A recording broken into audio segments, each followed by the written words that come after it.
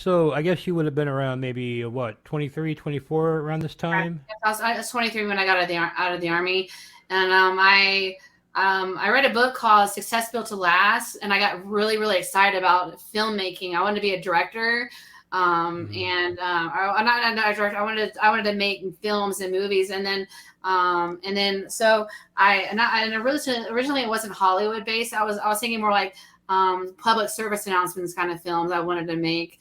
And then when I wanted to do it in New York City. I wanted to go to New York City. That was my dream. And I typed in, I did a Google search for New York Film Academy, and then so pops up, and there's actually a school called New York Film Academy, and so, but it was based, so they have one in New York City, but that doesn't, the GI Bill doesn't pay for that. So the one that the GI Bill pays for is the one in Los Angeles, which is a Hollywood based, as in Burbank, and there's a Hollywood-based school of film, and so I was like, oh yeah, I'm gonna go make movies, and I started coming up with all kinds of like. I actually, it was really funny. My first, the only movie that I was thinking of was a movie on reincarnation. I started having a memory of a reincarnation that I don't think it was actually a real reincarnation, but I had this very, very passionate story that I still want to make. I think it might be the most beautiful, like, heart wrenching story that could ever be told, and it was about reincarnation. And so I had this. So yeah, it's about a girl who was chasing after all of her for many many lives over and over and over for a guy she met in the first life. Um, like, I Well, mean, because they died on a boat together.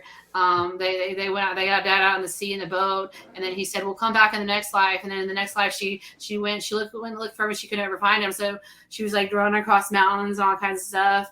And then she ended up not. The start of the movie was she said, so I never was able to find him. That was the start of the movie. So you start off the movie kind of sad, and then like it's over.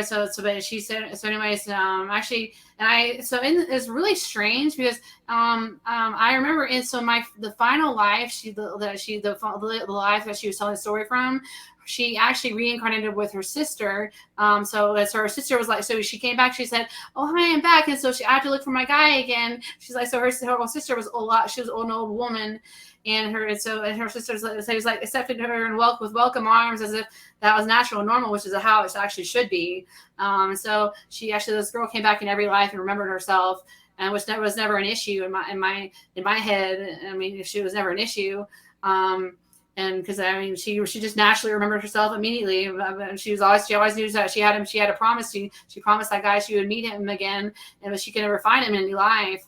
And so, anyways, at the end, so it's the end of the movie. So she's getting a taxi cab. So actually, what happened on the boat ride? She had a scar on her arm from the wood, and so she had the scars that were left over in every lifetime. And so, anyway, so while she was reaching out for the taxi cab, the scar was showing, and some guy grabbed her arm and said, "It's you." And he said, "Oh my God!" So she's like, "Oh my God!" She actually did find him, and then they got married, and they lived happily. They lifted into the sky, and they lived happily ever after. And the sister was at the wedding. The older sister that she's so happy. The sister from the previous life, she's at the wedding because the girl, her sister in the previous life actually found the guy that she'd been looking for many lifetimes.